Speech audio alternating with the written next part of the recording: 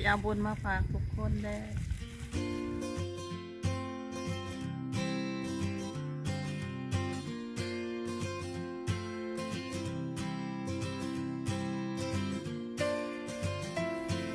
สบายดีมื้อนี้รายการท่าเบิงท่าแซบเนาะสิพาไปเบิงวัดป่าศรีถาวรนิมิตรจังหวัดนครนายกเนาะเดี๋ยวมาเบิงกันเด้อว่ามันงามส่ำใดบ๊ายบายแล่นมาจากตัวเมืองนครนายกผ่านตลาดเท่งเจอสีแยกแล้วเลี้ยวขวาไปทางวัดเขานางบวชเด้อ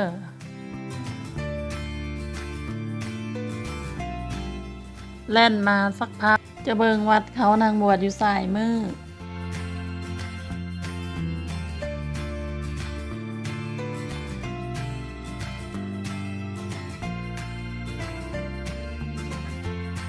ข้ามขวามาเจอสามแยกแล้วเลี้ยวขวา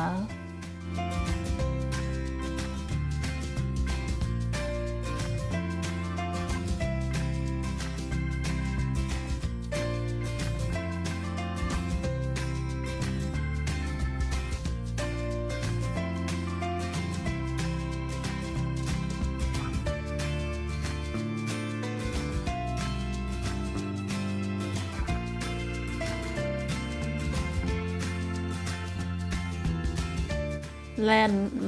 มาประมาณ100 เมตรก็จะเจอทางเขาให้เลี้ยวซ้าย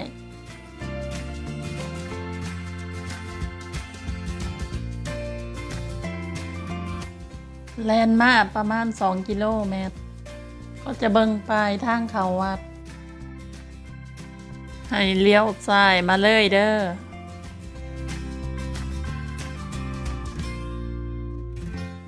มาฮอดแล้วเด้อวัดป่าศรีถาวรนิมิตร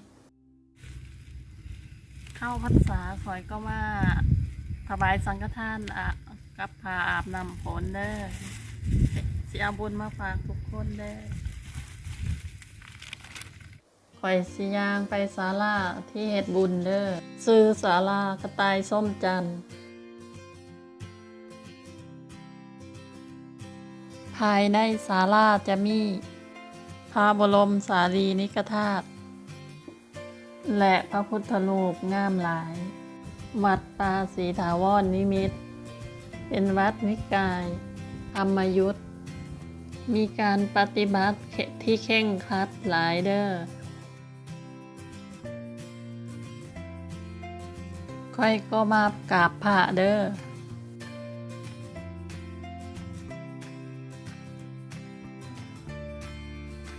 ข่อยก็มาเอาที่กวดน้ำ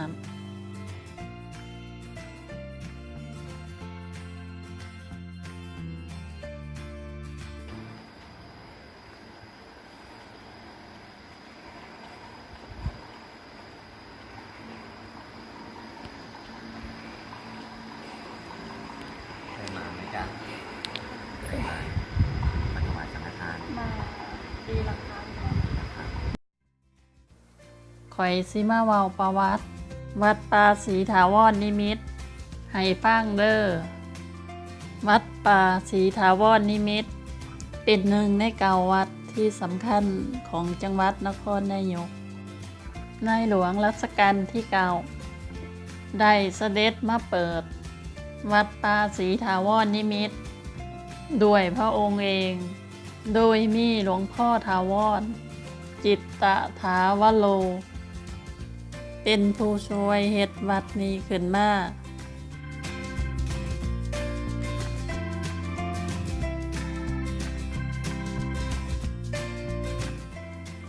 ต่อไปข่อยสิพาไปหาอาหารป่าเด้อไปเอาอาหารป่าได้ในโรงอาหารเด้อเฮ็ดบุญแล้วแต่ใจศรัทธาเด้อจากนั้นก็ย่างไปศาลากลางน้ำเด้อในบึงจะมีปลาหลายชนิดอย่างเช่นปลานิ่นแล้วก็ปลาพับทิมคนไทยเอิ้นบ้านเฮาเอิ้นปลาไนเนาะแล้วก็มีปลาดุกตัวบักใหญ่หลายบรรยากาศในบึงงามหลายไปเบิ่งกันเด้อ เ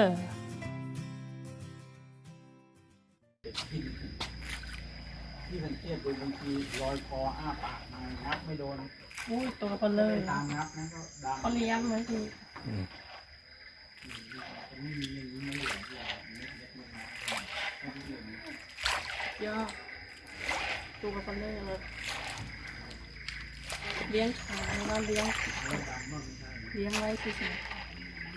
แฮปปี้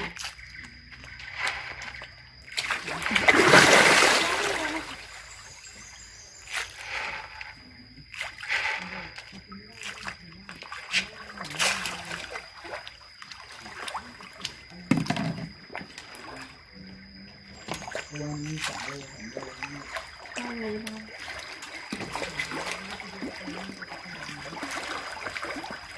ตัวนี้สายขาดครับเป็นสายเลือดดำเป็นน้ำสายเลือดด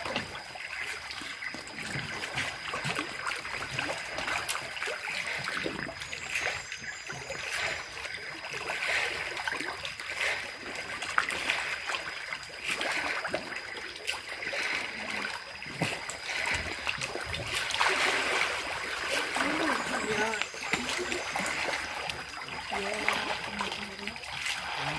อายุเป็น10 ปี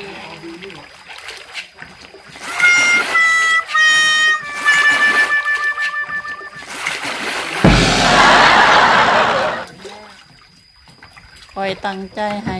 ป้าหลายๆมันสิได้มาหลายๆจังไดถ่ายรูปมันงาม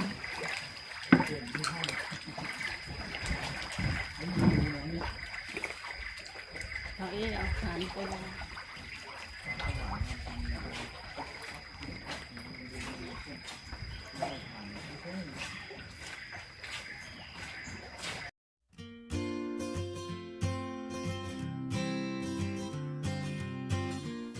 ก่อยสิพายางไปไหว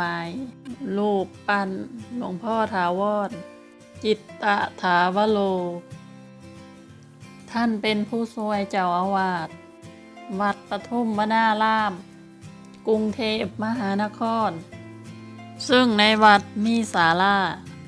พระราชศรัทธางามหลาย ซึ่งในหลวงรัชกาลที่9ทรงให้สร้างขึ้นเพื่อเป็นวัดป่ากลางเมือง เดี๋ยวคอยสิพาไปเบิงตอนทำคลิปกรุงเทพอยู่ใกล้ๆสยามพารากอนเด้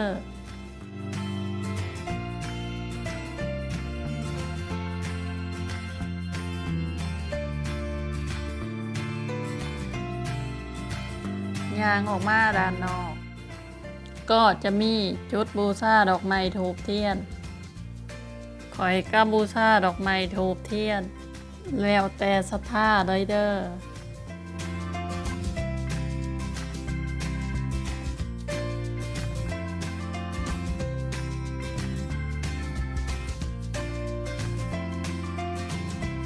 ข่อยก็ย่างมาจุดธูปเทียนบูชาเนาะทางหน้าของเจดีย์ไหว้พระเสร็จแล้วข่อยก็จะพายางไปเบิงเจดีย์เด้อเป็นเจดีย์ที่สูงที่สุดของจังหวัดนครนายกเนาะมีชื่อว่าพระเจดีย์หลวง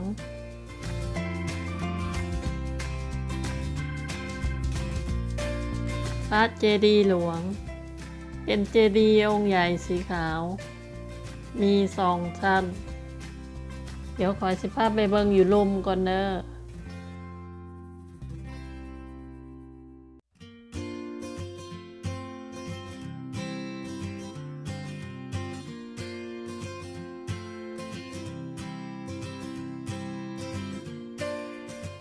ภายในจะมีพระพุทธรูปงามหลาย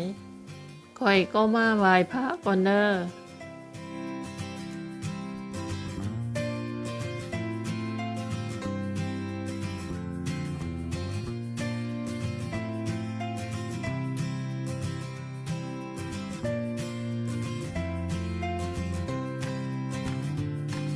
อย่างออกมาข้างนอก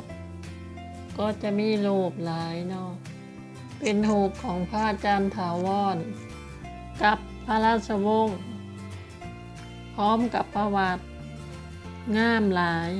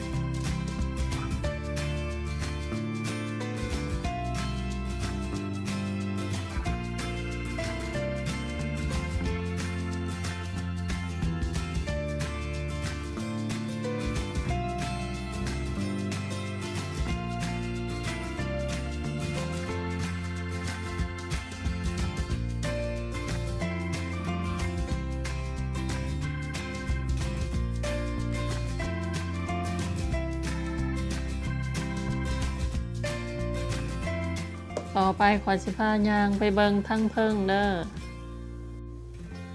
ข้างในก็จะมีพระพุทธเจ้าหลวงใหญ่ดำจำลองจากพระพุทธเจ้าองค์ดำของประเทศอินเดียทำจากหินอุกาบาต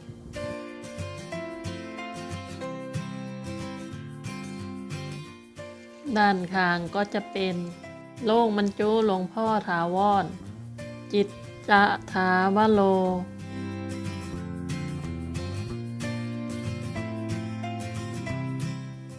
พระเทพวิมลยานหรือพระอาจารย์ถาวรจิตตถาวโรมรณภาพเมื่อวันที่ 18 ตุลา 2558 มีสิริอายุได้ 63 ปี มีพรรษาได้ 42 พรรษา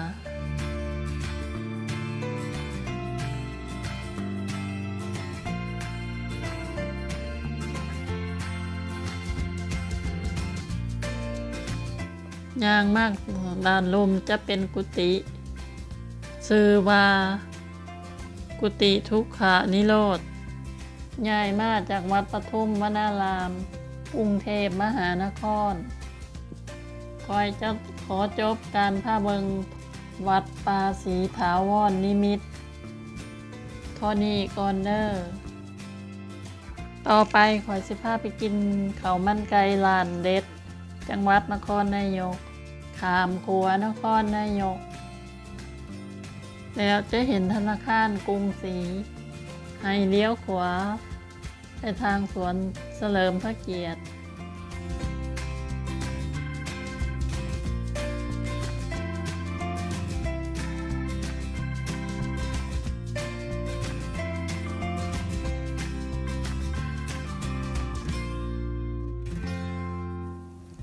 จะเบิงหานอยู่สายมือซื้อร้านจอยเขามันไก่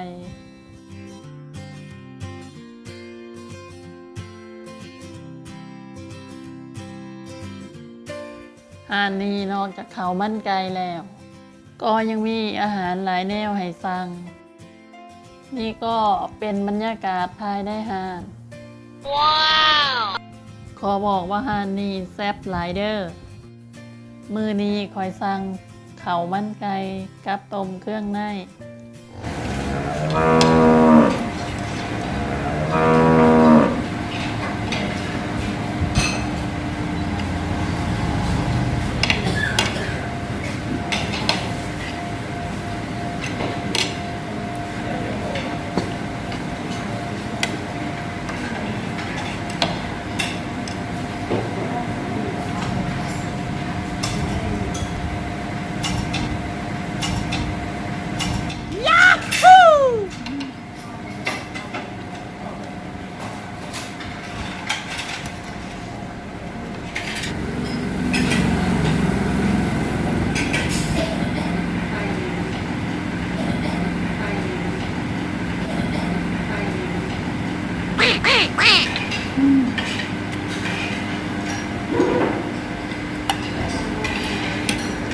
Okay.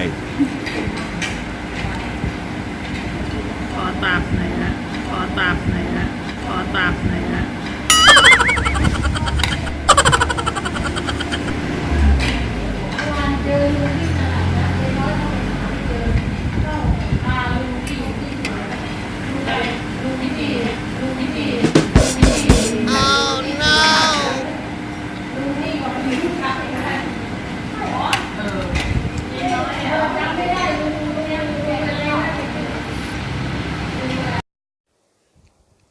ขอจบคลิปนี้ด้วยโอวาทของในหลวงรัชกาลที่ 9เรื่องการปิดทองหลังพระการปิดทองหลังพระนั้นเมื่อถึงคราวจำเป็นก็ต้องปิดว่าที่จริงแล้วคนโดยมากไม่ค่อยชอบการปิดทองหลังพระกันนะเพราะนึกว่าบ่มีไผเห็นแต่ถ้าทุกคนพากันติดทองแต่ด้านหน้าไม่มีใครปิดทองหลังพระเลยพระจะเป็นพระที่งามบริบูรณ์ไม่ได้